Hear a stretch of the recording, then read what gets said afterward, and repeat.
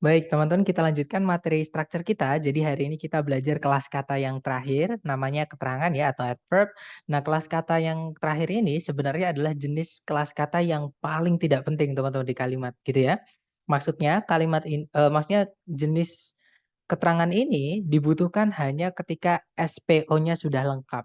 Jadi teman-teman cek subjek predikat apakah predikatnya butuh objek atau tidak gitu ya. Kalau butuh ya dikasih objek, kalau tidak berarti langsung kalau misalkan ada yang hilang, nah itu adalah tempatnya keterangan. Jadi bisa dibilang keterangan ini kalau di dalam kalimat bisa menjadi K-nya atau kan SPOK, subjek, predikat, objek, keterangan. Nah, itu bisa dibuat dari kelas kata namanya kata keterangan atau adverb ini. Nah, tapi ada juga beberapa jenis adverb itu yang tidak menempati posisi kalimat sendiri, teman-teman. Jadi dia itu kayak misalnya kata very. Nah, very itu dia tidak mempunyai posisi di kalimat sendiri kayak misalnya subjek, predikat, objek, atau keterangan. Jadi kelas kata keterangan ini hanya bisa menjelaskan kata lain atau hanya bisa sebagai modifier gitu ya. Misalkan kata eh, bersemangat. Nah, itu kita bisa bilang sangat bersemangat, very energized misalkan gitu ya. Contohnya lagi misalnya sangat besar, very big. Nah, jadi sangat di situ hanya menjelaskan kalau dari contoh tadi ya hanya menjelaskan kata sifat. Nah, itu adalah fungsinya kata keterangan ini, teman-teman. Gitu ya. Jadi langsung saja kita bahas, teman-teman. Nah, kata keterangan seperti namanya di dalam kalimat dia hanya menambahkan informasi tambahan atau menambahkan keterangan aja. Entah itu keterangan tempat, keterangan cara dan sebagainya karena banyak banget jenis keterangan ya, teman-teman. Dan seperti yang saya sampaikan tadi, keterangan ini ada yang bisa menempati posisi sendiri di dalam posisinya K atau complement ya atau pelengkap atau ada juga nyebutnya keterangan gitu ya di dalam kalimat. Nah, ada juga jenis keterangan itu yang hanya menjelaskan kata lain alias tidak bisa berdiri sendiri di dalam kalimat gitu ya, teman-teman. Nah, jadi terus yang mana yang menjelaskan kata lain yang mana yang berdiri sendiri, nah itu sebenarnya dari makna teman-teman. Tapi yang pasti seperti yang mungkin teman-teman familiar ya, yaitu keterangan tempat, keterangan waktu, dan keterangan cara. Nah 3 jenis keterangan ini adalah keterangan yang bisa berdiri sendiri menempati posisi kalimat yang namanya keterangan atau pelengkap atau complement gitu ya. Nama itu cuma nama yang beda-beda aja. Sebenarnya intinya sama SPOK. Nah K-nya itu yang saya maksud sebagai keterangan complement atau pelengkap gitu ya teman-teman. Nah, kemudian keterangan itu bisa dilihat atau kita bisa temukan dengan cara mengenali bentuknya. Jadi, keterangan itu bentuknya ada 2 di dalam kalimat, teman-teman. Ada yang memang dia itu kalau kita cek di kamus memanglah keterangan atau pure murni gitu ya, murni keterangan. Ada kata keterangan itu yang dibuatnya dari preposisi. Nah, preposisi itu adalah kelas kata yang dia itu nggak bisa berdiri sendiri, teman-teman. Jadi contohnya di, ke, dengan, di antara, itu dia nggak bisa berdiri sendiri di dalam kalimat, gitu ya. Kan kita nggak mungkin hanya bilang, "Saya belajar di." Nah, pasti orang yang kita ajak ngomong tanya, "Di mana?" Gitu. Nah, di mana itu menanyakan keterangan tempat. Nah, kata di itu preposisi, teman-teman. Dia adalah kelas kata yang merubah kata setelahnya menjadi keterangan. Nah, kata setelahnya itu apa? Kata setelahnya preposisi itu adalah wajib objek, teman-teman. Jadi preposisi itu wajib punya objek. Kalau kata kerja itu nggak wajib ya. Kata kerja itu tergantung apakah dia butuh objek atau tidak ketika diartikan. Tapi kalau preposisi itu wajib punya objek. Entah itu dari kata benda atau kata ganti. Jadi kita bisa bilang preposisi itu setelahnya harus diikuti kata benda atau kata ganti. Kalau setelahnya mau diikuti kata kerja, maka kata kerja atau verb harus dirubah jadi kata benda atau namanya gerund. Bentuknya verb ing ya. Jadi preposition verb ing. Nah, cuman ada satu preposisi yang agak unik, teman-teman. Yaitu preposisi to yang mana preposisi to itu boleh diikuti verb satu. Tapi hanya preposisi to ya yang bisa diikuti verb satu. Selain preposition to semuanya wajib diikuti verb ing kalau mau diikuti verb. Seperti itu. Loser to boleh nggak diikuti verb ing? Boleh, teman-teman. Cuman beberapa jenis ya karena to itu juga preposition yang secara pemakaian keluarganya atau pemakaian kelas katanya, setelahnya wajib diikuti noun dan banyak sekali sebenarnya tuh yang diikuti verb ing. gitu ya. Nah, itu juga masih, saya proses jadi konten buat teman-teman nanti belajar, seperti itu. Nah, untuk contohnya, kata keterangan yang misalnya yang bisa jadi murni yang kita cek di kamus itu memang kelas katanya adalah adverb, antara lain misalnya di misalnya di keterangan jenis tempat ya, jadi keterangan tempat teman-teman atau adverb of place. Misalnya ada kata here, artinya di sini. Itu kalau teman-teman cek di kamus itu kelas katanya adalah adverb atau keterangan. Contohnya lagi ada there, di sana, upward, ke atas, downward, ke bawah, outside, di luar, inside, di dalam, somewhere, di suatu tempat, dan masih banyak lagi. Gitu ya, misalnya nowhere, dan seterusnya itu teman-teman. Nah, ada juga adverb of place atau keterangan tempat yang kita buat dari preposition plus noun. Contoh teman-teman, at home, di rumah, at school, di sekolah, at the hospital, di rumah sakit, in a room, di sebuah ruangan, near the lake, dekatnya danau itu gitu ya. Over the hill, di atas bukitnya, di atasnya bukit itu, dan masih banyak lagi. Gitu ya, teman-teman. Nah, selain adverb of place, contoh lagi ada adverb of time atau keterangan waktu, misalnya yesterday, kemarin, tomorrow, besok, now, sekarang, already, sudah, dan masih banyak lagi. Nah, itu keterangan. Gitu ya. Nah, tapi ada juga keterangan waktu yang dibuat dari preposition plus noun. Contohnya at night, di malam hari. In 1907, di tahun 1907. During World War II, selama Perang Dunia II. Dan masih banyak lagi ya teman-teman. Kalau in here itu masuk mana Sar? Nah ini bagus banget teman-teman. In-nya di situ itu adalah adverb teman-teman. Jadi memang in itu kelas. Jadi bahasa Inggris itu seperti yang pernah saya sampaikan ya. Banyak kata dalam bahasa Inggris itu yang memiliki lebih dari satu kata. Seperti itu. Luster boleh nggak misalnya in-nya di situ saya anggap sebagai preposition, here-nya itu adalah kata benda. Nah, bisa jadi teman-teman karena here sama there itu dia juga bisa dianggap sebagai pronoun atau kata ganti dari keterangan tempat. Seperti itu. Nah, misalnya sebentar saya bukakan kamus dulu ya. Nah, ini nggak enaknya bahasa Inggris, cuman teman-teman bisa kenali kalau misalnya ada misalnya teman-teman merasa, oh kok ada preposition, setelahnya ada kata, berarti itu adalah preposition plus noun yang mana dia adalah keterangan. Misal kita cari kata in, teman-teman. Nah, in itu kalau teman-teman mencari di kamus kok ada tanda angkanya di setelah katanya, itu berarti dia memiliki lebih dari satu kelas kata. Nah, kelas kata pertama adalah preposition. Yang mana setelahnya itu wajib ada objeknya, entah kata benda, entah kata ganti, atau verb ing. Verb ing itu gerund, dia juga kata benda, teman-teman. Gitu ya. Nah, contohnya adalah there's some sugar in the cupboard.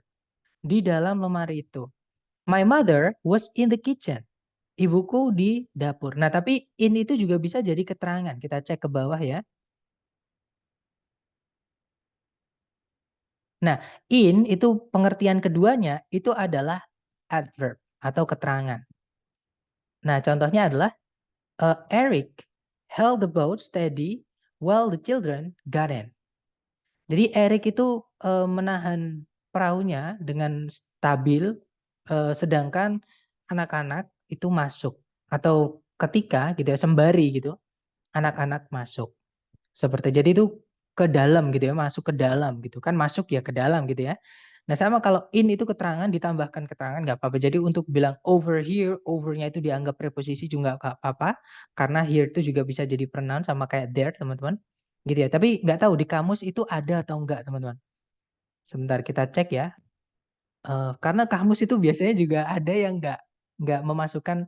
Nah ternyata di kamus nggak ada seperti yang saya sampaikan tadi. Jadi teman-teman bisa anggap kalau in-nya itu juga keterangan. Karena keterangan itu bisa menjelaskan kata keterangan yang lain teman-teman. Seperti itu. Gitu ya, itu yang akan kita bahas hari ini. Jadi bisa dianggap in here itu in-nya keterangan menjelaskan kata keterangan yang lain yaitu here. Nanti kita akan bahas itu. Ada teman-teman nanti ya. Oke, contoh lain adalah adverb of manner atau keterangan cara. Misalnya yang murni, teman-teman itu ada warmly. Jadi kalau teman-teman menemukan ada kata sifat kok berakhiran dengan ly, itu dia adalah kata keterangan. Contoh misalkan ada kata warm, itu kan hangat. Warmly itu dengan hangat atau dengan ramah. Beautiful itu kan indah atau cantik atau elok. Nah untuk beautifully itu dengan indah atau dengan elok.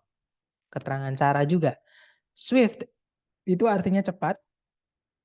Swiftly itu artinya dengan cepat. Nah, tapi teman-teman juga hati-hati, tidak semua kata sifat itu bisa ditambahkan ly untuk merubahnya menjadi kata keterangan. Ya, beberapa kata sifat tidak bisa. Contohnya adalah kata baik. Baik itu good. Dengan baik itu bukan goodly atau ya bukan goodly ya, tapi well. Jadi caranya bilang kita dengan baik itu well. Seperti itu. Terus ada juga yang bentuknya tetap, misalnya dengan cepat. Kalau kita cepatnya pakai fast, nah untuk bilang lebih cepat itu bukan fastly, tapi fast aja teman-teman.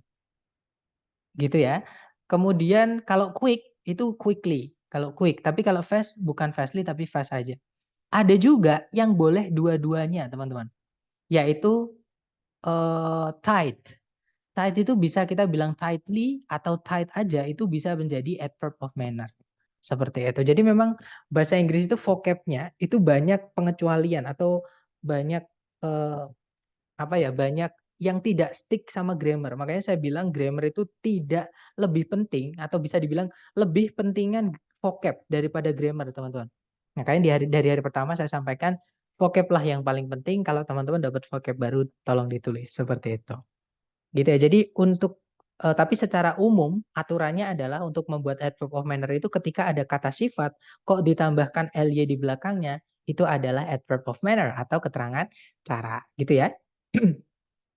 Nah, selain adverb of manner yang bentuknya murni, ada juga adverb of manner yang dibuat dari preposisi. Yaitu preposition. Contohnya adalah on foot, dengan berjalan kaki.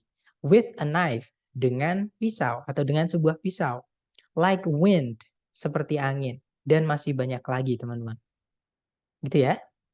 Nah, kemudian berikutnya ada adverb of probability atau caranya kita bilang mungkin, ya. Yang murni contohnya likely, misalkan juga perhaps, probably, possibly. Nah, itu sama artinya mungkin.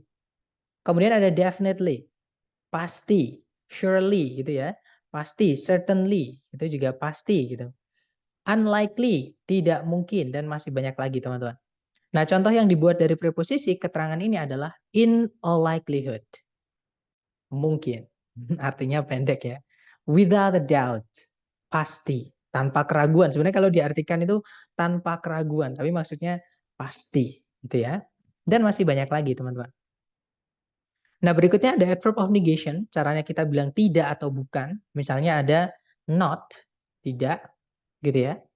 Kemudian yang bentuknya preposition plus noun itu kita punya by no means. Tidak juga artinya ya teman-teman. Dan masih banyak lagi. Nah, berikutnya ada adverb of degree atau intensity. Keterangan ini atau keterangan bukan keterangan cara, tapi keterangan tingkatan, teman-teman. Atau keterangan intensitas. Jadi caranya kita ketika ada pertanyaan seberapa parah misalnya, seberapa jauh, seberapa bagus. Nah, itu kita jawabnya dengan adverb of degree ini. Gitu ya. Nah, dan adverb of degree ini dia hanya menjelaskan kata sifat atau kata keterangan secara umum, teman-teman. Walaupun ada beberapa yang bisa menjelaskan kata kerja. Seperti itu. Nah, untuk contoh adverb of degree yang murni, kelas katanya memang adverb adalah very, sangat, fairly, agak, more, lebih, most, paling, superlatif ya teman-teman. Sama kalau more itu komparatif, caranya bilang lebih, most itu adalah superlatif, caranya kita bilang yang paling gitu. Dan biasanya kalau most yang artinya yang paling itu sebelumnya pasti ada the-nya. Jadi the most apa gitu ya. Atau kalau nggak gitu kata teman-temannya the. Materi tentang adjektif kemarin ya teman-teman terakhir. Jadi the atau teman-temannya the. Misalnya kepemilikan, misalnya demonstratif yang kayak that, those, dan sebagainya itu. Kemudian berikutnya ada enough yang artinya cukup dan masih banyak lagi. Nah, kemudian yang bentuknya preposition plus noun contohnya adalah to a high degree. Sangat. To some extent. Agak. Dan kalau misalkan yang ada preposition plus noun ini kan dia panjang, teman-teman. Letaknya pasti di setelah kata yang dijelaskan. Jadi kata yang dijelaskan dulu, gitu ya. Misalkan sangat takut itu bukan to a high degree afraid, tapi afraid to a high degree. Seperti itu. Gitu ya. Jadi caranya bilang sangat, tapi karena dia panjang, semua yang berupa yang panjang-panjang itu pasti diletakkan di setelah kata yang dijelaskan, teman-teman. Bukan sebelumnya. Gitu ya. To some extent artinya agak dan masih banyak lagi, teman-teman. Nah, berikutnya ada adverb of frequency, keterangan frekuensi. Jadi seberapa sering caranya menjawab gitu ya. Contohnya adalah yang bentuknya murni itu kita punya never, tidak pernah, rarely, jarang, dan teman-temannya ya kayak yang kita bahas di hari keempat tentang inversi penanda ketiga itu kan banyak temannya rarely teman-teman, sinonimnya gitu ya. Nah, itu juga bisa masuk ke sini ya. Sometimes, kadang-kadang, usually, biasanya, sama kayak commonly, frequently, dan seterusnya. Kemudian ada always, selalu, often, sering, dan masih banyak lagi ya, teman-teman. Nah, berikutnya yang berbentuk preposition plus noun, contohnya on a regular basis. Biasanya, from time to time. Dari waktu ke waktu, maksudnya kadang-kadang gitu ya. Dan masih banyak lagi, teman-teman. Nah, itu tadi maksudnya hanyalah beberapa contoh dari jenis-jenis keterangan. Keterangan itu jenisnya banyak banget, teman-teman. Jadi bisa dibilang, makanya juga dia itu di dalam kalimat ada banyak nggak apa-apa. Ya, karena dia jenisnya juga banyak gitu. Nah, sekarang kita belajar penempatannya. Jadi di mana sih tempatnya keterangan ini kalau di dalam kalimat? Nah, tadi saya sudah sampaikan ya, teman-teman, dia bisa berdiri sendiri sebagai eh, keterangan atau komplement atau pelengkap di dalam kalimat. Nah, dia juga bisa menjelaskan kata yang lain. Nah, ketika menjelaskan kata yang lain, dia itu bisa menjelaskan hampir semua bagian kalimat. Dia bisa menjelaskan predikat. Jadi kata kerja di predikat itu bisa dijelaskan adverb, teman-teman. Ya, bahkan keterangan yang sebagai pelengkap atau komplement itu dia menjelaskan kata kerja. Contohnya, eh, saya melihat Wawan di rumahnya. Nah, di rumahnya itu bukan wawannya, teman-teman, tapi melihat. Jadi kayak kita bilang melihat wawannya itu di rumahnya, bukan cuma si Wawan tapi melihat Wawan. Gitu. Jadi bisa dibilang misalkan saya sedang makan di kamar saya. Nah, di kamar saya itu menjelaskan makannya, prosesnya, bukan sayanya ya, teman-teman, tapi prosesnya. Dan misalkan saya makan di kamar saya kemarin. Nah, bukan sayanya yang di kamar saya, tapi proses makannya itu. Jadi keterangan tempat itu sebenarnya menjelaskan kata kerja yang di komplement itu ya, bukan cuma keterangan tempat gitu. Jadi keterangan itu pasti yang tempatnya di komplement itu menjelaskan predikat. Nah, sekarang keterangan ketika menjelaskan eh, kata lain ya, dia bisa predikat yang tadi barusan saya sampaikan dan juga selain predikat. Yang kecil-kecil itu teman-teman. Contohnya very, contohnya not, dan seterusnya. Nah, kita bahas dulu yang tempatnya menjelaskan predikat. Nah, ketika keterangan ini nempel dengan predikat yang dijelaskan, maka teman-teman harus apa namanya? Harus kenali atau harus jeli-jeli membedakan predikatnya berupa apa. Karena predikat itu ada 3, teman-teman. Ada yang berupa to be berdiri sendiri kayak ketika di awal kita bilang I am fine, I am good, I am great. Nah, M-nya itu kan setelahnya nggak ada kata kerja. Itu namanya adalah linking verb, bukan auxiliary. Walaupun to be ya, teman-teman. To be itu bukan cuma linking verb. Maksud saya bukan cuma auxiliary. Ya, ketika tidak ada kata kerja lain setelahnya, nah itu berarti dia linking verb. Tapi kalau ada kata kerja yang lain setelahnya, verb ing atau verb 3 itu auxiliary. Nanti kita bahas auxiliary juga, teman-teman. Gitu ya. Jadi kalau misalkan predikatnya itu berupa to be yang berdiri sendiri tanpa kata kerja lain, keterangan itu diletakkan sebagai complement, terletak di apa namanya? Di setelahnya predikatnya. Jadi setelahnya to be-nya maksud saya. Jadi subjek, to be atau predikat gitu ya, baru kata keterangan. Seperti itu. Contohnya adalah I am here. Nah, itu here diletakkan di setelahnya am, teman-teman. Here kan keterangan tempat, ya. Nah, kenapa kok nggak bisa diletakkan di sebelumnya to be? Karena kalau di speaking, kalau dipakai ngomong, itu bisa disingkat I sama M-nya, teman-teman. Supaya kan teman-teman seperti yang mungkin udah beberapa teman-teman tahu ya, orang Inggris tuh kalau ngomong cepet banget. Kayak ngomong tuh nggak ada spasinya. Nah, itu sebenarnya cara mereka ngomong seperti itu. Nah, I sama M itu bisa disingkat menjadi am gitu ya. Kayak I'm here. Seperti itu. Nah, nanti kalau di tengah-tengahnya I sama M itu ada sesuatu, itu nggak bisa disingkat, teman-teman. Nah, itu alasannya. Ini makanya kalau ada keterangan predikatnya berupa to be, diletakkan di setelahnya to be-nya. Gitu ya. Nah, kemudian berikutnya ada verb tunggal. Verb tunggal itu kata kerja yang punya arti. Kalau to be kan nggak punya arti, teman-teman. Nah, kalau verb tunggal ini dia punya arti, entah itu yang butuh objek ataupun yang tidak butuh objek. Nah, maksudnya verb tunggal dia ini tidak pakai auxiliary alias berdiri sendiri di dalam predikat tanpa auxiliary. Nah, ada verb 1, verb 2 sama verb SIS ya, teman-teman. Terutama verb 2 sama verb SIS itu nggak bisa dipakaikan auxiliary. Seperti itu. Nah, contohnya ada washes, mencuci, runs. Runs itu bisa berarti menjalankan. Dia juga bisa artinya berlari.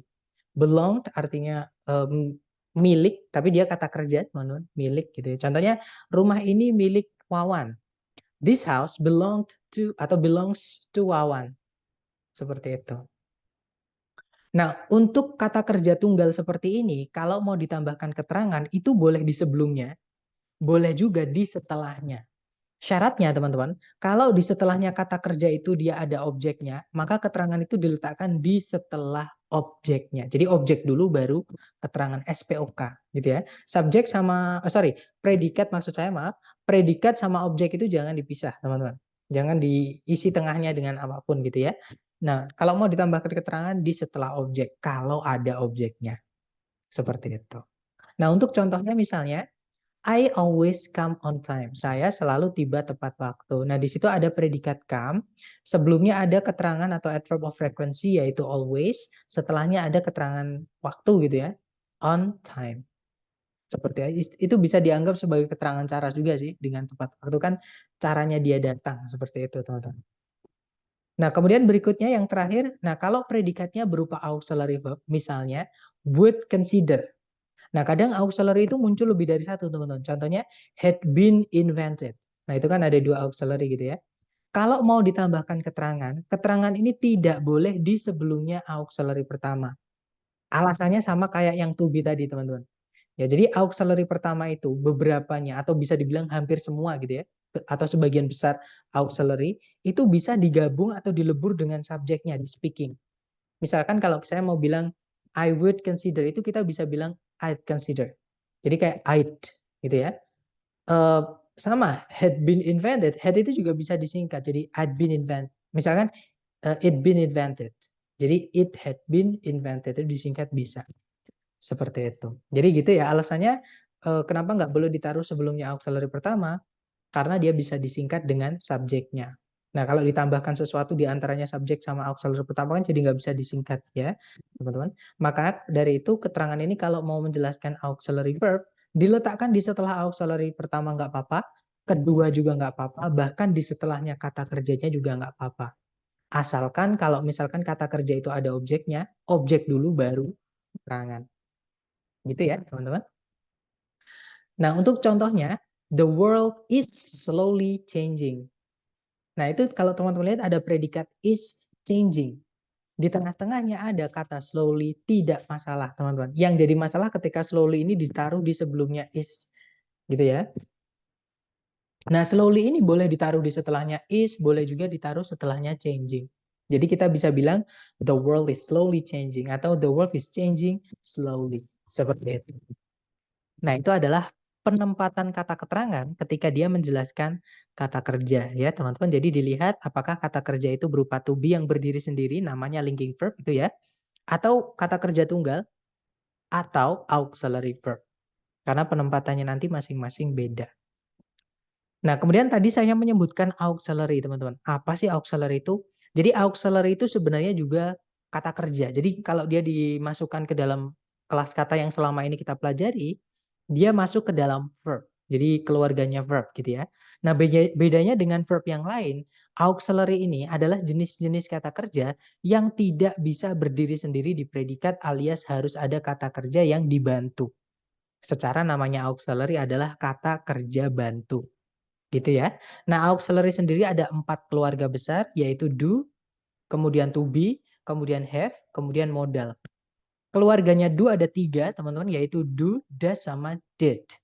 Yang mana kalau auxiliary-nya do, does, sama did, verb-nya adalah verb 1. Jadi do verb 1. Gitu ya. Nah, kemudian kalau keluarga yang kedua itu ada dari keluarganya to be, teman-teman. Antara lain ada is, am, are, was, were, be, been, being. Nah, kalau to be itu boleh diikuti jenis verb ing ataupun verb 3. Nah, cuma to be tapi yang boleh diikuti 2 jenis kata kerja. Yang lain cuma bisa 1, teman-teman. Gitu ya.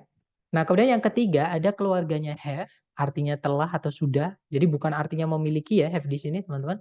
Have di sini artinya adalah telah. Nah, auxiliary keluarganya ada 3, yaitu have atau has atau had. Kemudian verb gandengannya adalah verb 3. Dan yang terakhir itu ada keluarganya modal auxiliary atau auxiliary dari keluarga modal. Kita punya will artinya akan, shall artinya akan atau seharusnya. Can ini paling banyak teman-teman. Can itu artinya dapat, bisa, mampu, boleh, mungkin, apalagi banyak. Artinya can itu paling banyak teman-teman. Must itu artinya harus, dia juga bisa berarti pasti. May itu artinya mungkin, boleh. Kalau di speaking itu juga bisa diartikan semoga kalau diletakkan di depan versi gitu ya. Kemudian ada might artinya mungkin, should artinya sebaiknya, could itu artinya kalau di grammar maksudnya di structure ya, itu artinya dapat tapi lampau teman-teman. Seperti itu. Kemudian tapi kalau di speaking, di listening ya, could itu bukan berarti lampau tapi dia berarti sopan. Jadi kalau mau tanya bisakah kamu mematikan kipas anginnya? Misalkan gitu ya. Kita pakainya could you please turn the fan off atau could you please turn off the fan?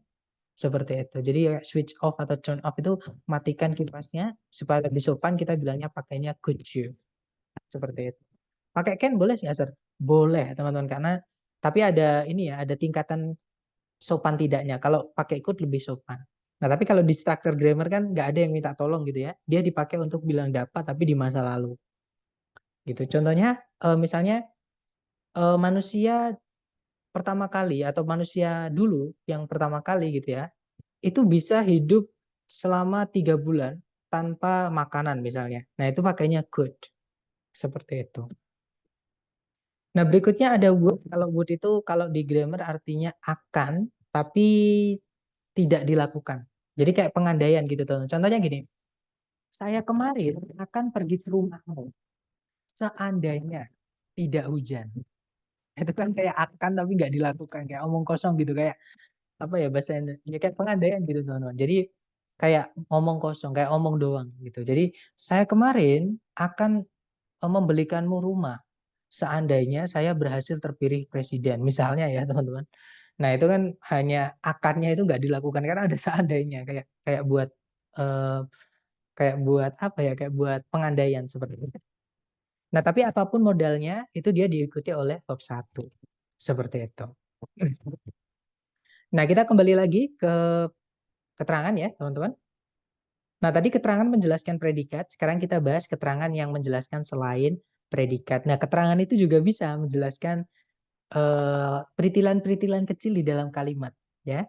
Contoh teman-teman, adjektif itu kan kata sifat yang kemarin kita pelajari kalau fungsinya itu hanya menambahkan arti ke kata benda. Jadi dia nggak punya fungsi sendiri di dalam kalimat, kecuali yang deskriptif ya. Deskriptif itu bisa menjadi pelengkap, teman-teman. Dia bisa menjadi keterangan atau komplement di dalam kalimat. Ya, tapi dia adjektif gitu. Jadi SPOK, K-nya itu adjektif bisa gitu. Nah, tapi adjektif ketika dia menjadi penjelas kata lain, menjadi menjelasnya kata benda, kan kemarin kita pelajari gitu ya. Kata sifat itu menjelaskan kata benda dan urutannya sepanjang ini, teman-teman.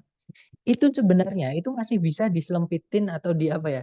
Disisipin kata keterangan. Jadi sebelumnya determiner dan di tengah-tengahnya determiner sama deskriptif itu kita bisa selipin keterangan, teman-teman. Nah, nanti jadi urutannya seperti ini. Jadi adverb of probability mungkin gitu ya. Contohnya perhaps, maybe, probably, apalagi banyak teman-teman. Nah, setelahnya ada adverb of negation, not gitu ya. Distinguishing, even. Kemudian kita pilih salah satu yang di kotak oranye. Kan aturannya kata sifat determiner pertama kemarin tidak boleh lebih dari satu. Kita hanya boleh milih salah satu aja untuk satu benda yang dijelaskan. Nah, setelah kita milih salah satu, kita masukkan berikutnya nggak apa-apa. Nah, setelahnya itu diikuti keterangan nggak apa-apa, teman-teman. Adverb of degree, setelahnya adverb of frequency. Nah, setelahnya itu dari keluarganya deskriptif. Yang paling sering kalau ada dua ini, teman-teman, nanti diikutinya adalah participle. Biasanya verb 3, past participle. Biasanya ya, tidak menutup kemungkinan dengan yang lain. Cuman yang paling sering yang saya temukan itu adalah misalkan the most frequently used. Jadi yang paling sering digunakan, kan artinya seperti itu. Seperti itu. Nah, kemudian nanti diikuti kata benda. Makanya di awal sendiri mungkin sekarang menjawab ya, kenapa kok apa namanya? Kita harus cari predikat dulu, bukan subjek dulu. Nah, karena subjek itu dibuatnya bisa dari kata benda, teman-teman. Dan kata benda itu bisa dijelaskan kata sifat yang sepanjang ini dan juga di dalamnya kata sifat sepanjang ini bisa diselipin oleh kata keterangan lagi. Gitu. Jadi bisa subjek itu bisa panjang banget gitu. Belum lagi setelah kata benda yang dijelaskan ini nanti teman-teman, itu juga boleh diikuti kata keterangan. Seperti itu. Jadi keterangan itu kalau menjelaskan kata benda umumnya diletakkan di setelahnya kata benda. Jadi kata benda dulu baru kata keterangan. Contohnya misalnya saya mau bilang orang-orang di desa itu, kita bilangnya the people in that village atau in the village gitu ya. Jadi in the village itu diletakkan di setelahnya kata benda. Apalagi in the village kan panjang, teman-teman. Seperti yang saya sampaikan tadi, kalau ada kata yang panjang menjelaskan kata apapun gitu ya, pasti diletakkan di setelah kata yang dijelaskan. Jadi yang dijelaskan dulu baru yang panjang tadi. Gitu ya, teman-teman. Nah, tapi sebelumnya kata kata benda itu sebenarnya boleh ada satu jenis kata keterangan, teman-teman. Yaitu kata not. Cuman kalau misalnya kata benda itu bisa dihitung dan dia tunggal, maka di sini harus ada determiner. Jadi nggak boleh not langsung ketemu kata benda tunggal, nggak bisa.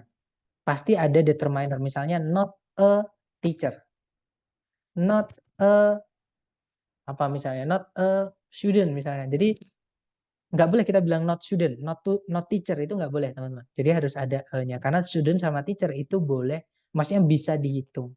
Nah kalau tunggal itu harus ada determinernya. Gitu ya. Bagaimana membedakan keterangan subjek versus subjek secara cepat? Nah, eh, maksudnya membedakan keterangan subjek. Jadi ada kata keterangan atau tidak di sebelum kata benda, gitu aja. Jadi misalkan kalau sebelumnya kata benda di subjek ada kata keterangannya, berarti itu kata keterangan subjek. Nah, tapi kalau nggak ada kata keterangannya, berarti itu hanya kata benda saja yang berfungsi sebagai subjek. Maksudnya gitu bukan pertanyaannya. Jadi susunan itu gini teman-teman. Yang pertama ya, teman-teman cek dulu secara sentencing, cari predikat dulu. Nah, nanti kan kalau sudah ketemu predikat, teman-teman gampang nyari subjek itu pasti di sebelumnya titik-titik atau sebelumnya predikat yang sudah kita temukan itu.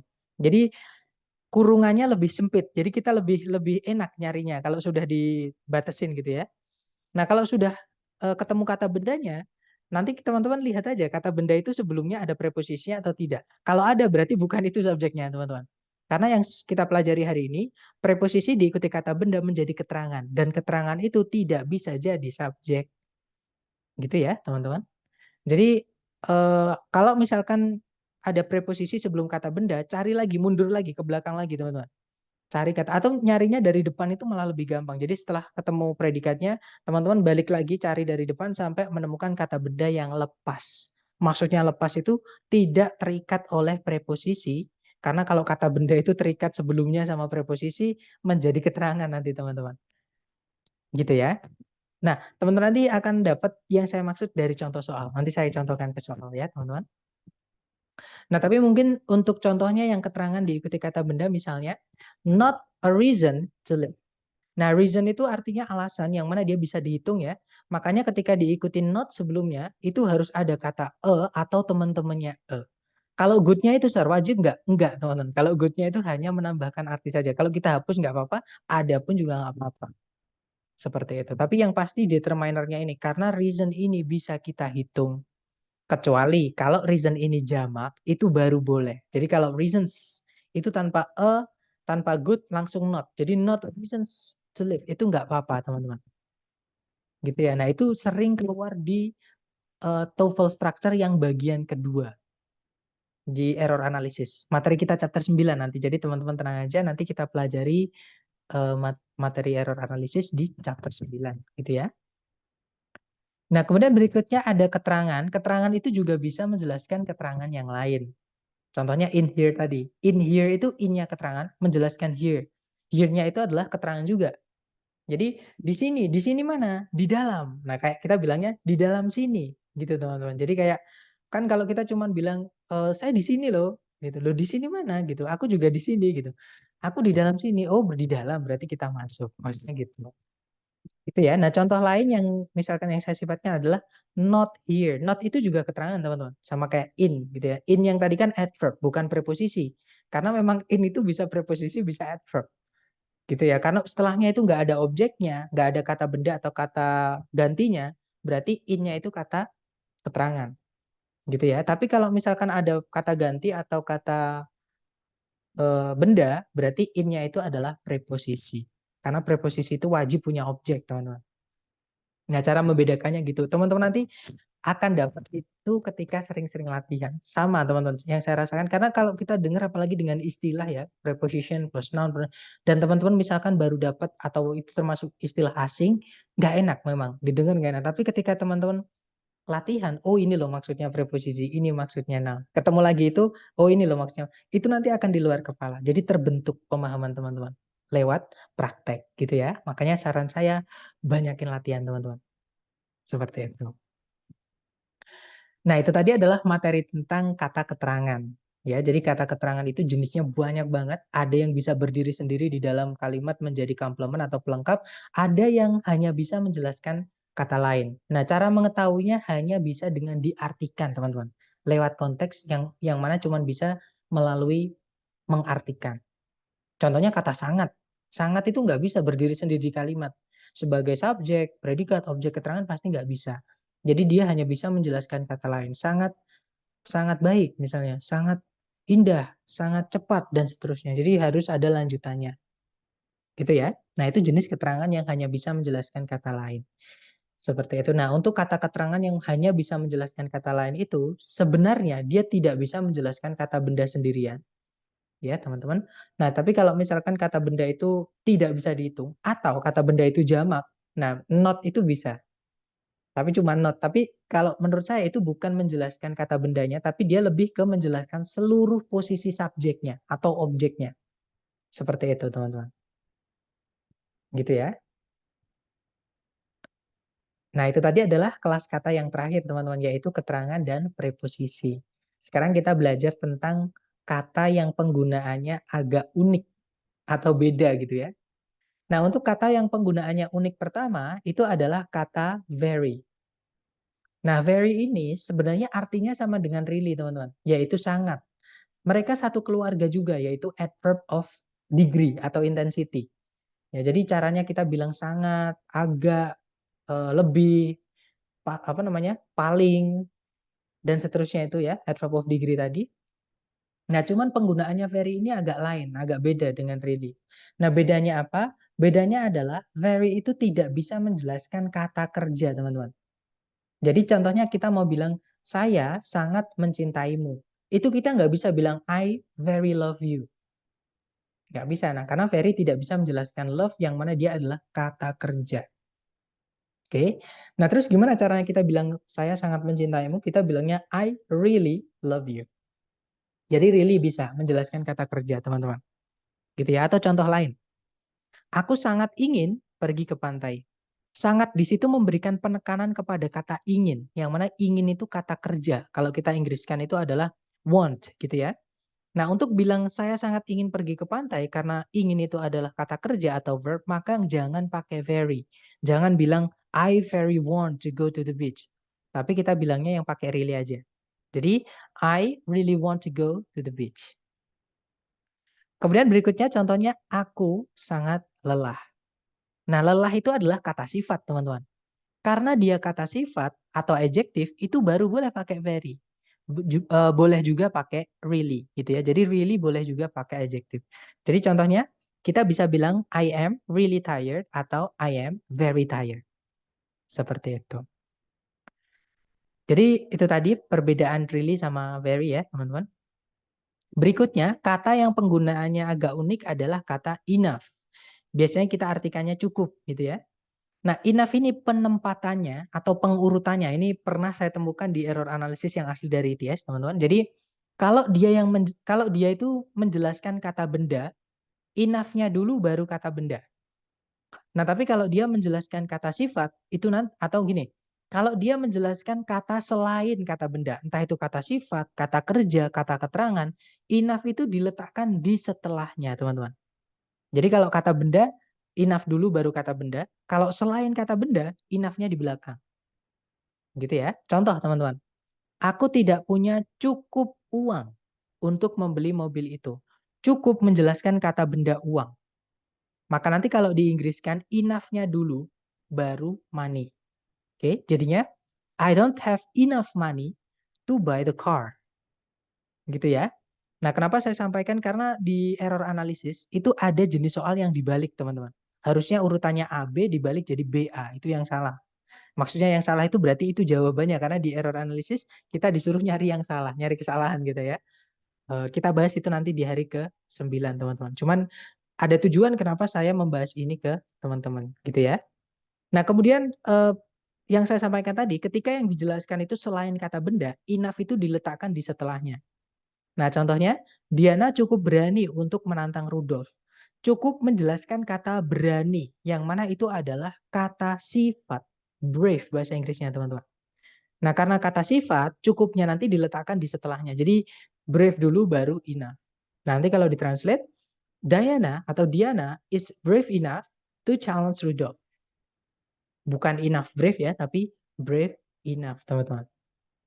Nah, sekarang yang ketiga nih, misalnya kalau kita mau bilang, dia cukup mahir berbahasa Inggris. Mahir itu bahasa Inggrisnya good, teman-teman.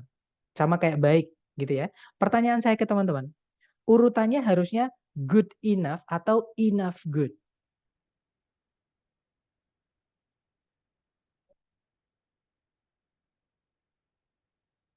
Iya, betul, good enough ya. Jadi urutannya good enough karena good itu adalah kata sifat atau adjektif. Maka enough-nya diletakkan di setelahnya. Ini nanti kalau ditranslate, he is good enough at English. Seperti itu, teman-teman.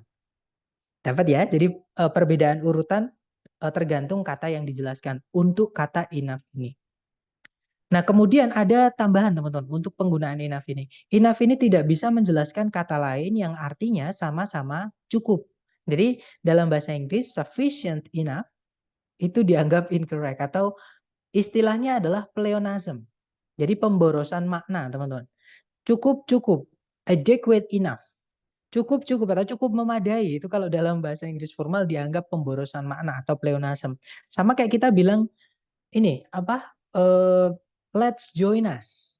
Nah, let's itu udah ada us di dalamnya, teman-teman. Let us join us kan gak enak, pemborosan. Jadi cukup bilang let's join aja atau join us aja. Jangan bilang let's join us gitu ya. Sama kayak kita bilang repeat. Jangan bilang repeat again.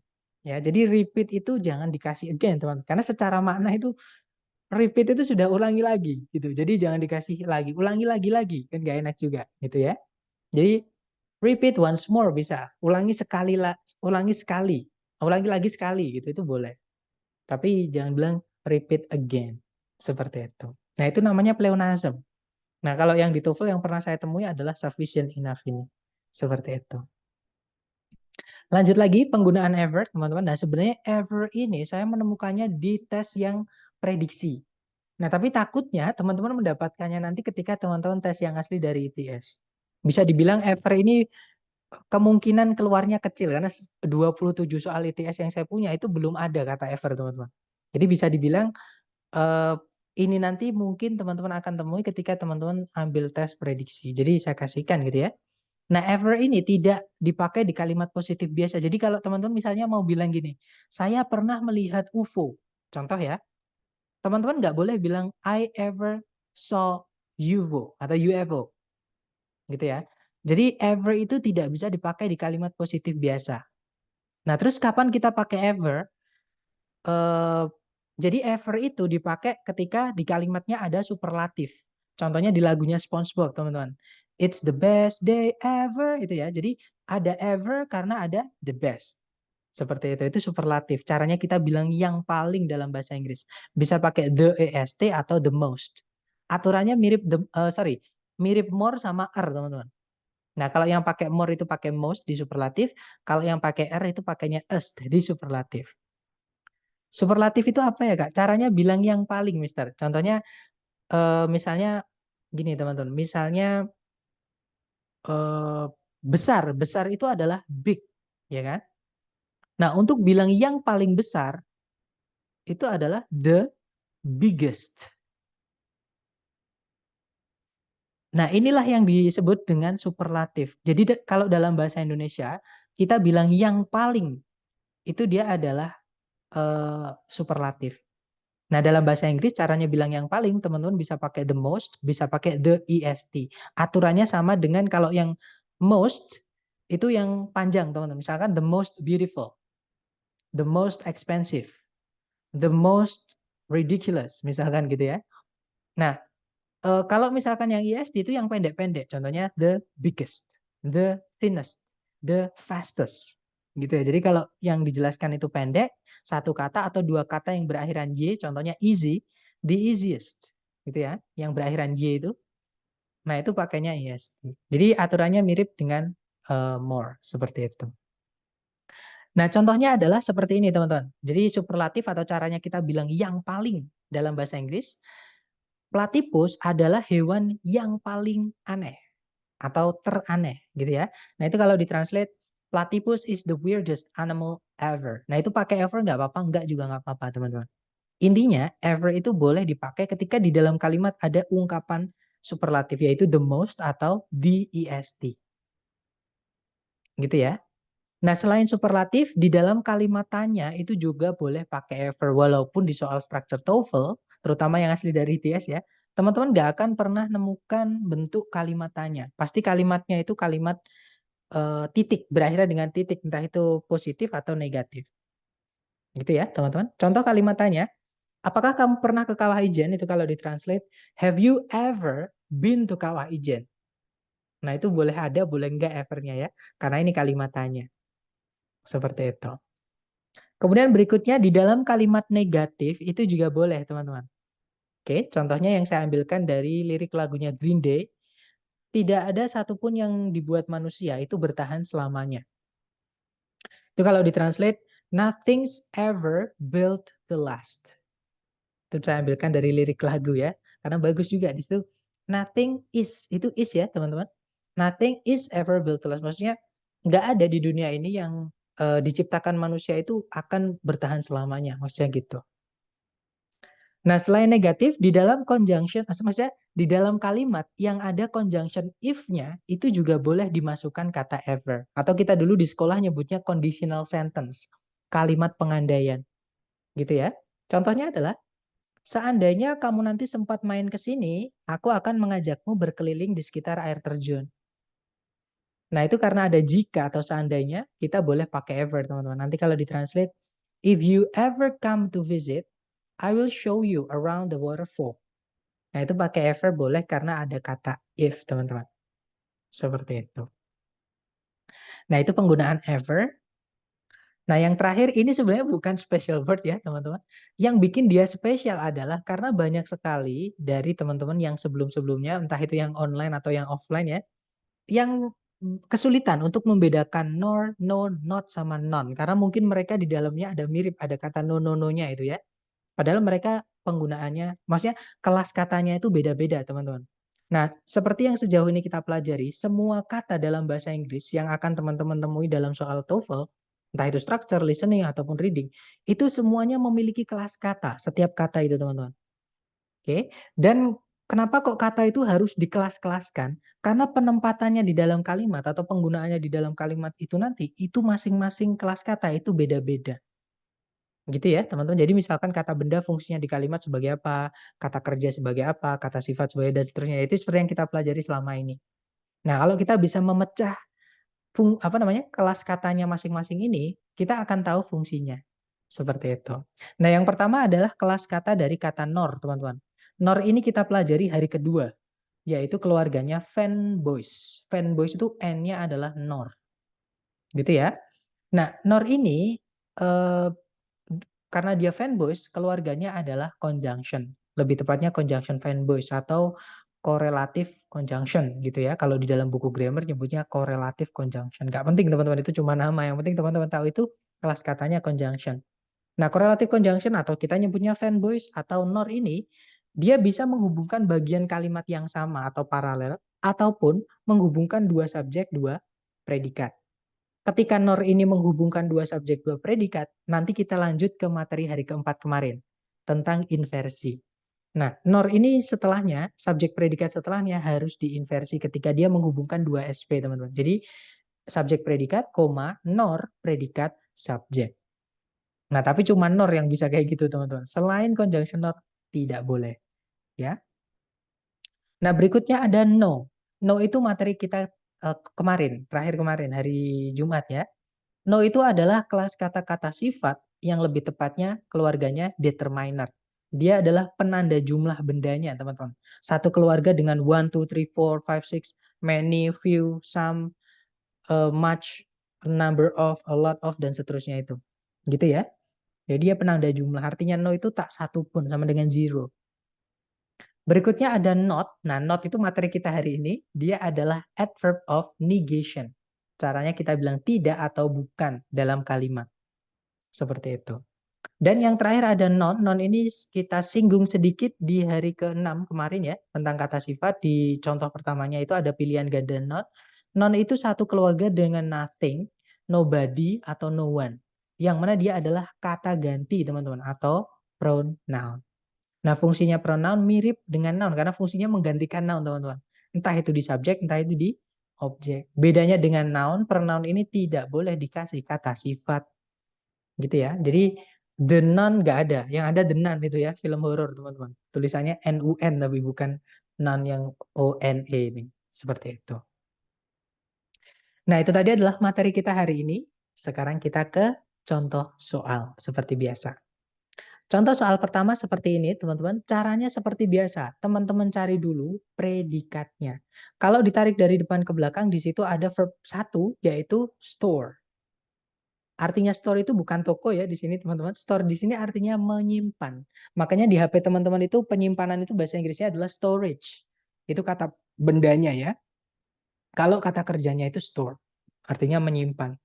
Subjeknya adalah brain cells. Kemudian ada predikat lagi yaitu is understood, auxiliary verb teman-teman. Subjeknya adalah the mechanism, yang mana ada conjunction by which. Nah, berarti kalimat sudah lengkap teman-teman. Subjek, conjunction, subjek, predikat, predikat. Masalahnya bukan di sentencing, tapi di phrasing. Nah, kalau kita lihat di setelahnya, maksudnya di titik-titik di situ, itu letaknya di dalamnya auxiliary verb. Ya kan, auxiliary is sama verbnya adalah understood. Nah, yang bisa nyempil di tengah-tengahnya auxiliary verb itu cuma dua. Yang pertama adalah auxiliary yang lain. Yang mana kalau kita lihat di pilihan A, B, C, D itu nggak ada auxiliary sama sekali. Berarti pilihan pertama kita hilangkan, teman-teman. Yang kedua hanyalah kata keterangan. Jadi cari A, B, C, D yang kata keterangan, teman-teman. Nah, ini barusan kita bahas ya. Ada yang masih ingat A, B, C, D yang mana yang kata keterangan, teman-teman? Iya, betul. Yang not ya. Yang adverb of negation. Yang Charlie, teman-teman. Good job. Jadi jawabannya Charlie. Nanti kalau dibaca, the mechanism by which brain cells store memories is not clearly understood. Itu nanti kalau disingkat jadinya isn't. Kalau di speaking. Tapi kalau di TOEFL, di TOEFL structure, teman-teman nggak akan pernah nemukan kata yang disingkat. Seperti itu. Sama ketika teman-teman nanti ngambil IELTS, ketika nulis jangan ada yang disingkat. Karena bahasa formal akademik itu nggak boleh ada yang disingkat, teman-teman. Dalam written ya, written English atau bahasa Inggris yang ditulis seperti itu.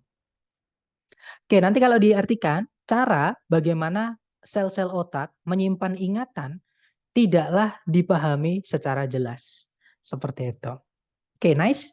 Contoh kedua, teman-teman, caranya sama. Dicari predikat dulu, di situ ada are, subjeknya amobas. Nah, kalau predikatnya hanya berupa to be, teman-teman, nggak ada verb setelahnya, artinya ini linking verb. Linking verb itu nggak punya arti, artinya dia nggak bisa dijelaskan kata lain, alias dia berdiri sendirian di dalam predikat. Nah, karena are ini berdiri sendirian, artinya tuh titik-titik di sini, ini bukan gandengannya are, tapi gandengannya small.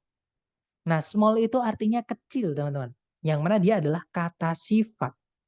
Kata sifat itu hanya bisa dijelaskan oleh kata keterangan. Ya. Nah, cari ABCD yang kata keterangan, jawabannya adalah yang alfa. To itu keluarganya very. To itu artinya yang O-nya 2 ya. Itu terlalu, teman-teman. Sama kayak very, sangat. So, itu juga sangat. Misalnya juga ada really, sangat. Rather atau fairly, agak dan seterusnya itu adalah degree atau tingkatan. Gitu ya.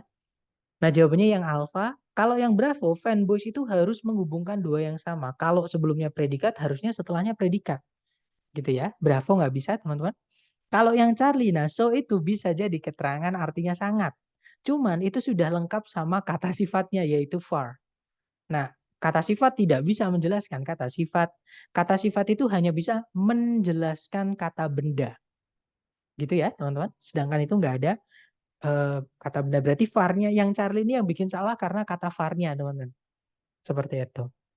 Kalau yang delta, nah ini penting, teman-teman. Kalau teman-teman menemukan keterangan as yang artinya sama, ketemu dengan preposition as artinya dengan. Jadi sama dengan itu as ya. Itu nanti akan jadi satu kesatuan, teman-teman. Dia jadi satu written expression atau ungkapan ya. Dan kelas katanya nanti antara dua, entah itu dia preposisi atau keterang. Maksudnya maaf, preposisi atau conjunction.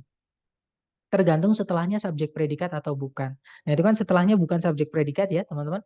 Artinya nggak mungkin ini conjunction. Nah berarti ini adalah preposition. Nah, di sini kita juga nggak bisa masukkan preposition karena setelahnya tidak ada kata benda. Preposisi itu aturan setelahnya harus ada kata benda yang nanti akan dirubah menjadi kata keterangan. Ya, teman-teman. Jadi jawabannya yang alpha nanti kalau dibaca, amoebas are too small to be seen without a microscope. Jadi amoeba itu terlalu kecil untuk dilihat tanpa mikroskop. Seperti itu. Contoh terakhir, teman-teman. Caranya sama, dicari predikat dulu. Di situ ada showed, subjeknya adalah sculpture and Whitney. Kemudian ada conjunction that, teman-teman. Subjeknya her parents, predikatnya adalah recognized and encouraged. Nah, berarti kalimat sudah lengkap ya. Subjek, predikat, conjunction, subjek, predikat. Nah, kalau kita lihat di sebelumnya koma itu ada kata benda yang nggak jelas fungsinya sebagai apa. Ini tidak bisa kita biarkan tetap menjadi kata benda, teman-teman. Kenapa? Karena nanti subjeknya double gitu. Jadi kata benda ini harus kita rubah menjadi keterangan. Nah, gimana caranya merubah kata benda menjadi keterangan? Kita masukkan kelas kata di sebelumnya, yaitu kelas kata preposisi. Jadi tugasnya preposisi yang merubah kelas kata menjadi kelas kata lain, teman-teman. Nah, yang dirubah itu kata benda atau kata ganti gitu ya sebagai object of preposition nanti dirubah menjadi keterangan. Ya, betul Miss Valiana. Jawabannya adalah yang delta ya, yaitu as, teman-teman. Nah, alfa kenapa salah? Karena dia predikat. Predikat itu tidak boleh muncul di awal kalimat. Itu alasan pertama. Alasan kedua, kita sudah cukup dengan predikat. Predikatnya udah ada dua. Nah, kita nggak butuh predikat lagi. Kalau yang bravo ini urutannya yang nggak jelas gitu ya. Setelahnya conjunction itu sudah fix, teman-teman. Subjek dulu baru predikat. Sedangkan yang bravo itu kalau misalkan while ini conjunction-nya ya, setelahnya ada subjek a child, tapi nggak ada predikatnya. Malah predikatnya di sebelumnya itu. Jadi yang bravo ini urutannya yang morat-marit gitu ya. Kalau yang Charlie ada subjek lagi, ada predikat lagi, tapi tidak ada conjunction lagi. Charlie nggak bisa. Nah, jawabannya yang delta. As di sini artinya sebagai, dia preposisi.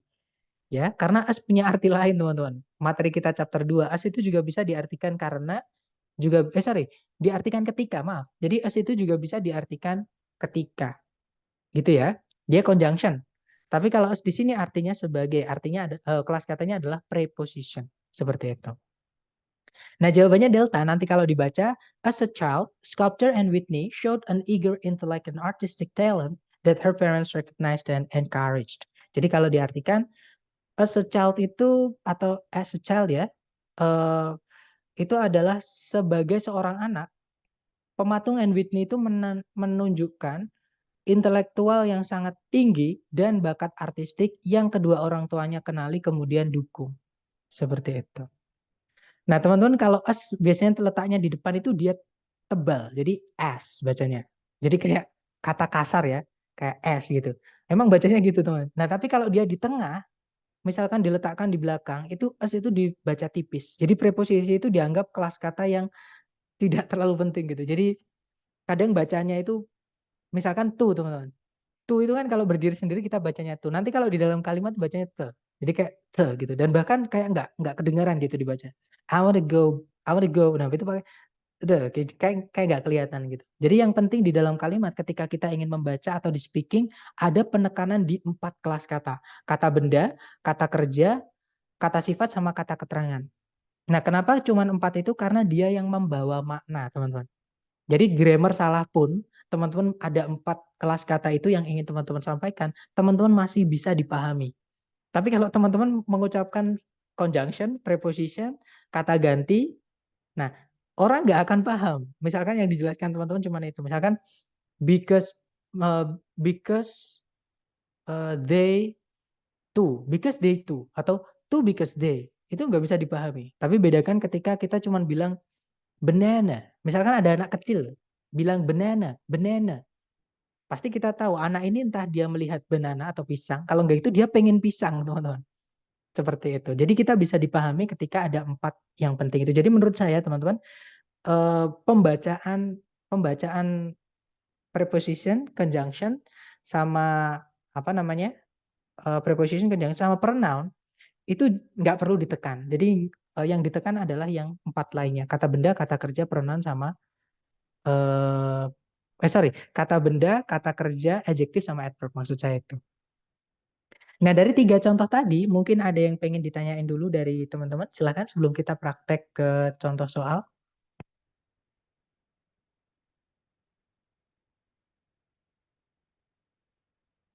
Mister boleh minta contoh penggunaan kalimat kata non. Oke, kita cari kata non ya, teman-teman.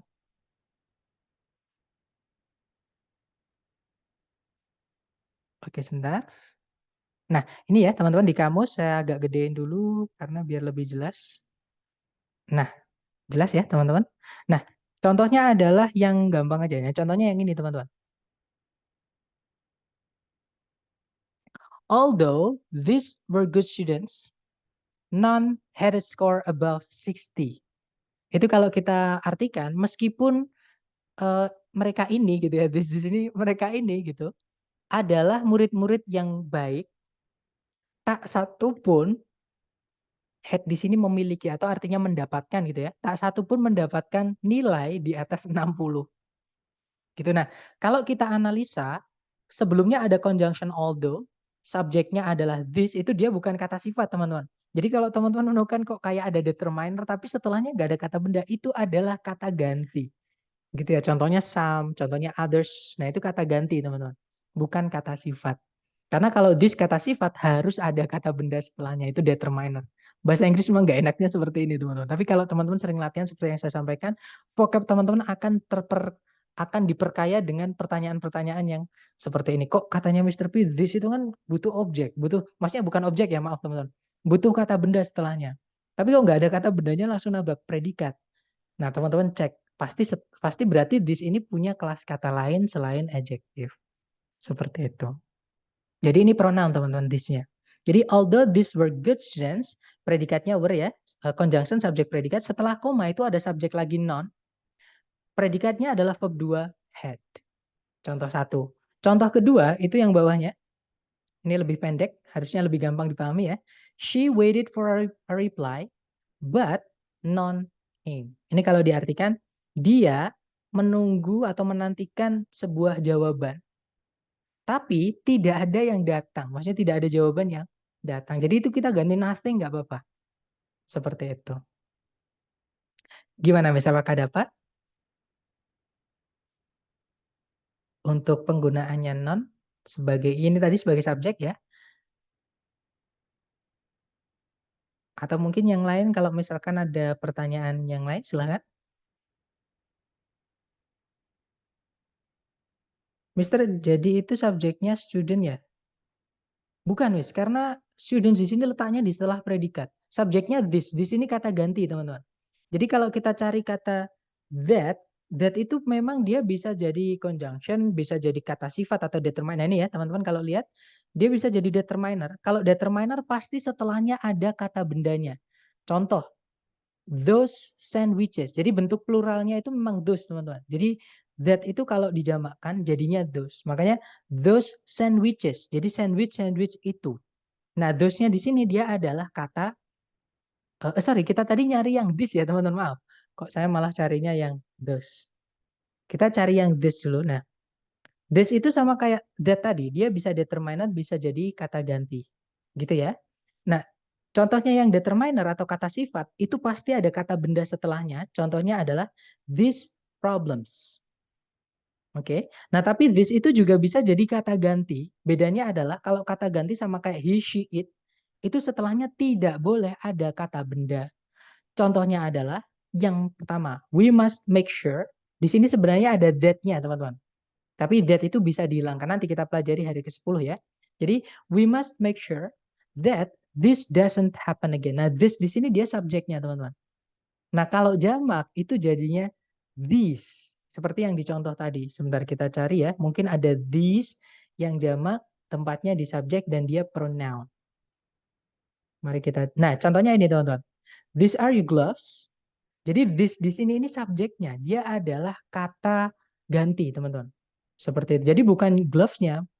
Ya, jadi subjeknya bukan gloves-nya bukan, teman-teman. Tapi this-nya ini dia adalah kata ganti. Sama kayak he, she, it. Sama kayak I, sama kayak you. I am a student. I di situ adalah subjeknya, bukan student-nya. Ya. You are my friend. Subjeknya adalah you, bukan my friend-nya, makanya pakai are, bukan is. Kalau my friend harusnya is, ya kan? Tapi you is gak enak, teman-teman. Makanya subjeknya you, bukan my friend. Seperti itu.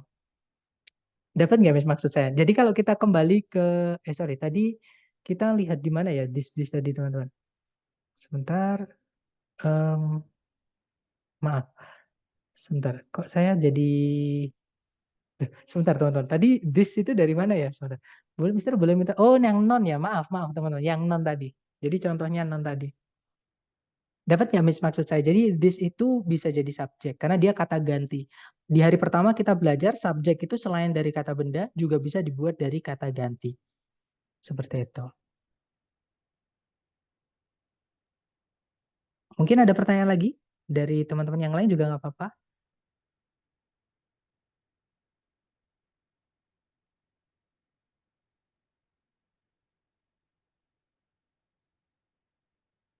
Nggak ada ya. Baik, kalau nggak ada sekarang kita ke contoh soal, ke latihan buat teman-teman. Seperti biasa, jangan takut salah, kita belajar ya teman-teman. Salah itu wajar. Di sini ada satu soal, waktunya 30 detik, dimulai dari sekarang. Silahkan teman-teman.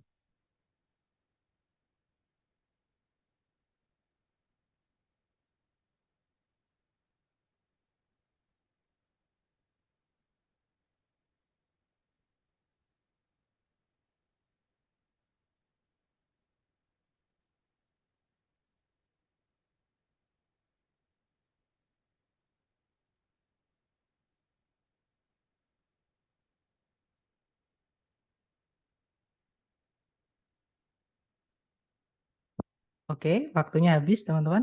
Silakan jawabannya teman-teman dikirim di chat dulu sedapatnya ya. Jangan takut salah, kita belajar. Baik, ada jawaban Alfa, ada juga Charlie, ada juga ya antara Alfa atau Charlie saya lihat. Baik, mari kita cek bareng, cari predikat dulu kalau ditarik dari depan ke belakang. Nah, di situ ada predikat work, teman-teman. Subjeknya, nah ini banyak ya, subjeknya ada 3.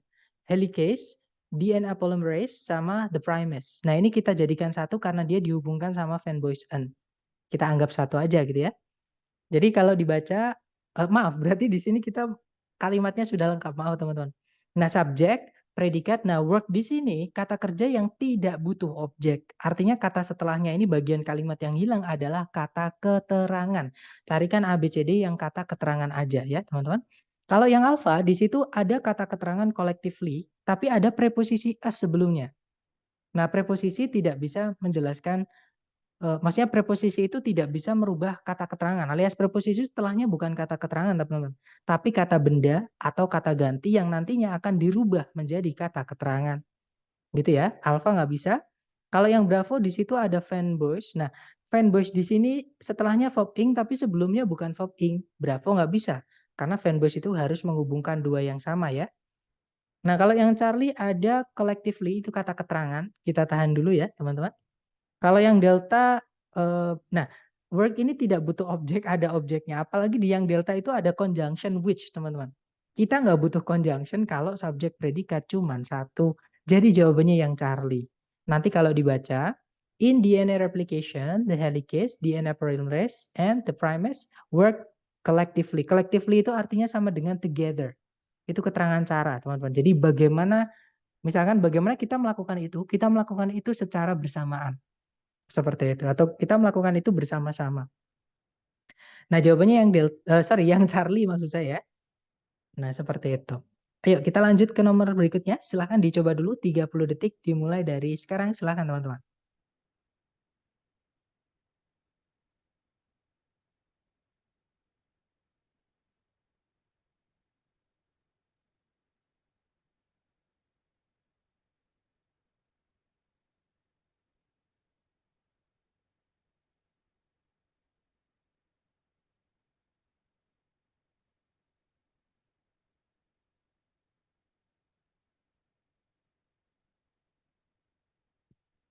Oke, waktunya habis. Silahkan jawabannya teman-teman dikirim di chat. Oke, saya lihat semuanya menjawab alpha ya. Mari kita cek bareng teman-teman. Di situ ada predikat occurs, subjeknya adalah fermentation, teman-teman. Kemudian ada conjunction us, di situ us itu conjunction ya. Kenapa? Karena setelahnya ada subjek dan juga predikat. Seperti itu. Nah, berarti kalimat sudah lengkap, teman-teman.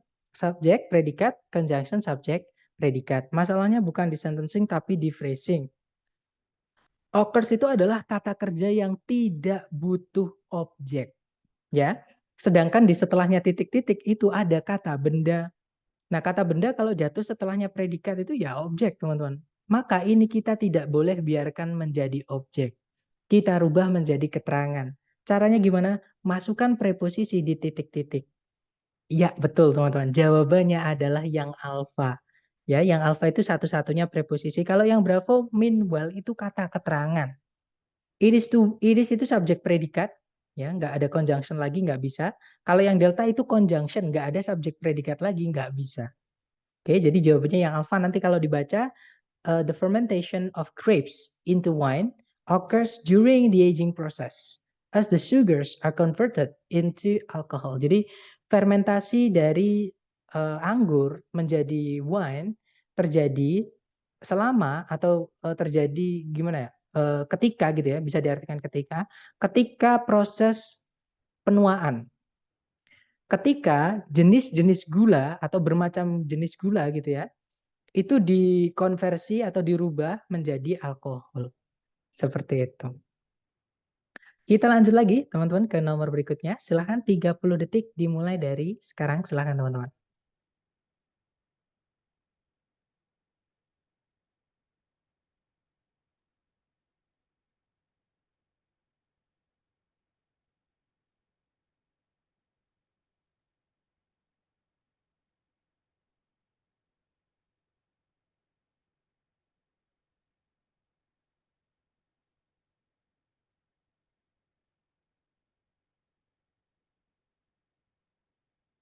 Oke, waktunya sudah habis. Silahkan jawabannya teman-teman dikirim di chat. Kemudian kita bahas bareng. Dan saya lihat ada jawaban alpha, ada juga delta. Baik, mari kita cek bareng ya, teman-teman. Seperti biasa dicari predikatnya dulu di soal. Kalau ditarik dari depan ke belakang, di situ ada can be utilized. Utilized itu sama kayak used, teman-teman. Sama artinya ya. Bisa digunakan gitu. Subjeknya adalah iron. Kemudian, nah tidak ada predikat lagi, juga nggak ada conjunction yang menghubungkan dua subjek, dua predikat. Berarti kalimat sudah lengkap ya. Nah, di situ predikatnya itu pasif, teman-teman. Sebelum titik-titik itu kan predikat. Can be utilized. To be diikuti verb 3 itu pasif. Kalau pasif tidak boleh punya objek. Berarti di sini kita harus masukkan preposisi, teman-teman. Nah, sayangnya di pilihan A, B, C, D itu banyak, maksudnya gini, yang preposisi itu ada dua. Antara alpha atau bravo. Nah, otomatis Charlie sama Delta salah ya, teman-teman. Charlie kenapa salah? Ada fanboys and setelahnya verb ing, sebelumnya nggak ada verb ing. Nggak bisa, teman-teman. Kalau yang delta itu jelas-jelas predikat, itu verb SES. Nah, kita tidak butuh predikat lagi karena tidak ada conjunction, tidak ada juga subjek lagi. Jadi delta nggak bisa. Nah, sekarang tinggal alpha atau bravo. Bedanya apa? Yang alpha itu to verb 1, yang mana create itu butuh objek. Nah, setelah titik-titik ada objeknya. Sedangkan yang bravo, for itu diikuti kata benda creation. Kata benda itu tidak boleh punya objek, teman-teman. Jadi kelas kata yang boleh punya objek itu cuma dua kelas kata. Yang pertama adalah kata kerja, itu pun kata kerja yang transitif atau yang butuh objek. Materi kita chapter 3, teman-teman. Kata kerja itu ada yang ketika diartikan butuh objek, ada juga yang tidak. Gitu ya. Jadi kalau yang butuh objek, ketika dia aktif itu harus dikasih objek. Dan juga preposisi. Kalau preposisi itu semuanya wajib harus ada objeknya, teman-teman. Gitu ya. Nah, berarti di sini kata benda itu tidak boleh punya objek. Artinya yang Bravo itu salahnya karena di setelah titik-titik ada objek, sedangkan kata benda tidak boleh punya objek. Jadi jawabannya yang alfa, teman-teman. Nanti kalau dibaca, primarily primarily crucial for its magnetic properties, iron can be utilized to create magnetic fields in electromagnets. Jadi kalau diartikan kurang lebih khususnya penting gitu ya, apa utamanya penting untuk kandungan magnetnya, mungkin gitu ya. Besi atau kemampuan magnetnya gitu teman-teman. Besi itu dapat digunakan untuk menciptakan medan magnet di elektromagnet. Ini kalau nggak salah ilmu atau cabang keilmuan gitu ya. Jadi elektromagnet. Kalau nggak salah teman-teman. Oke, lanjut berikutnya. Dicoba lagi. Waktunya 30 detik dimulai dari sebentar. Kalau for creating bisa nggak, Mister? Nah, kalau for creating bisa, teman-teman. Jadi, can be used itu setelahnya memang biasanya diikuti for verb ing atau to verb 1. Tapi yang paling sering to verb 1. Tapi kalau for verb ing boleh? Boleh, teman-teman. Jadi kita bisa bilang, iron can be utilized for creating magnetic fields atau iron can be utilized to create magnetic fields. Nah, tapi karena di situ bukan ing ya, itu kan for creation. Beda itu kata benda seperti itu. Jadi bagus pertanyaannya Miss. Jadi for creating itu juga boleh, nggak apa-apa. Jadi bahasa Inggris pernah ya, seperti yang pernah saya sampaikan ke teman-teman, tidak harus wajib ini, nggak harus wajib itu gitu ya. Walaupun ada yang seperti itu, tapi secara umum kalau masalahnya adalah dengan makna, kita pakai grammar apapun bebas. To verb 1 kelas kata apa, Mister? Nah, to verb 1 karena ada preposisinya to, itu dianggap sebagai adverb atau kata keterangan. Jadi to infinitive sebutannya kalau di grammar ya, teman-teman. To infinitive itu adalah susunan to verb 1. Yang mana fungsinya di kalimat itu sebagai keterangan. Makanya dia nggak bisa jadi predikat. Seperti itu. Loh namanya keterangan apa, Sir? Namanya adalah adverb of purpose. Jadi to verb 1 atau in order to verb 1. Jadi to itu adalah eh, bisa panjang, bisa dipanjangkan teman-teman. Panjangannya adalah in order to, artinya sama. Supaya atau untuk, nanti diikuti verb 1. In order to verb 1 ataupun to verb 1 aja. Nah, nanti kalau sudah jadi to verb 1, itu kelas katanya berubah menjadi keterangan atau adverb. Materi kita hari ini. Seperti itu. Gitu ya, tapi harus jadi satu teman-teman. Jadi keterangannya misalkan to create magnetic fields, itu keterangannya dari to sampai fields. Karena create-nya punya objek. Seperti itu. Jadi to create magnetic fields itu jadi satu adverb of purpose namanya. Gitu ya. Lanjut lagi ke nomor 7, teman-teman. Silahkan. 30 detik dimulai dari sekarang. Silahkan, teman-teman.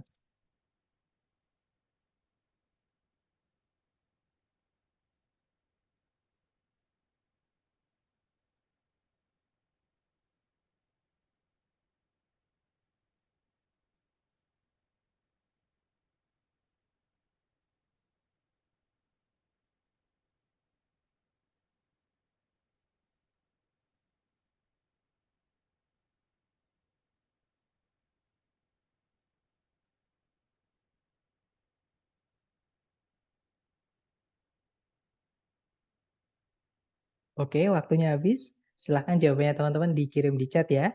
Ada jawaban alfa, ada juga Charlie, dan juga delta. Mari kita cek bareng, teman-teman. Baik, seperti biasa cari predikat dulu. Di situ ada was established, teman-teman. Subjeknya adalah United Nations.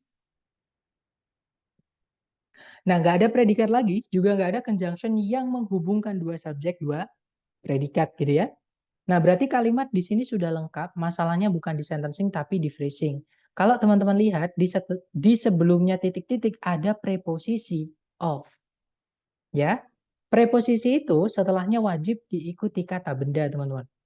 Nah, kalau kita lihat di pilihan A, B, C, D itu semuanya turunan dari kata kerja promote. Nah, kata kerja itu kalau mau diletakkan di setelah preposisi, harus dirubah jadi kata benda. Namanya gerund. Bentuknya adalah verb ing. Ya, jadi yang saya sampaikan di awal tadi, preposisi itu wajib diikuti kata benda atau kata ganti.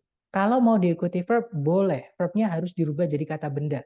Istilah namanya adalah gerund. Bentuknya adalah verb ing, teman-teman. Gitu ya. Nah, berarti jawabannya yang alfa ya.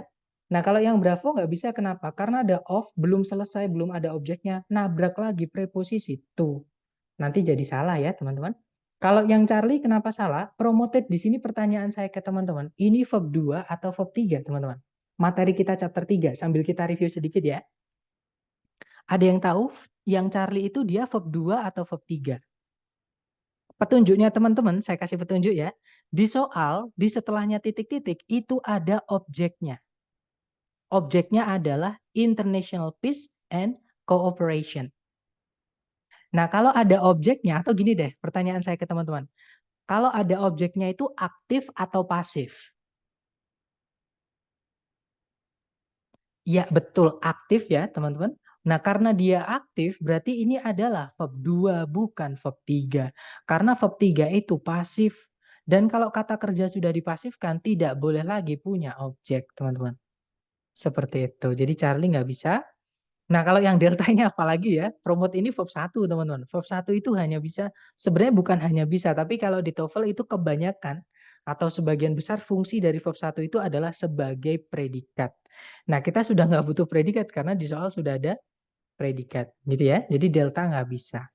Nah, jawabannya adalah yang alfa, nanti kalau dibaca, in the winter of 1945, at the end of World War II, the United Nations was established with the intention of promoting international peace and cooperation. Jadi kalau diartikan kurang lebih, di musim dingin tahun 1945, di akhir Perang Dunia II, PBB atau Perserikatan Bangsa-Bangsa itu dibuat dengan niatan untuk mempromosikan atau mengangkat gitu ya teman-teman, mengangkat perdamaian internasional dan kerjasama internasional.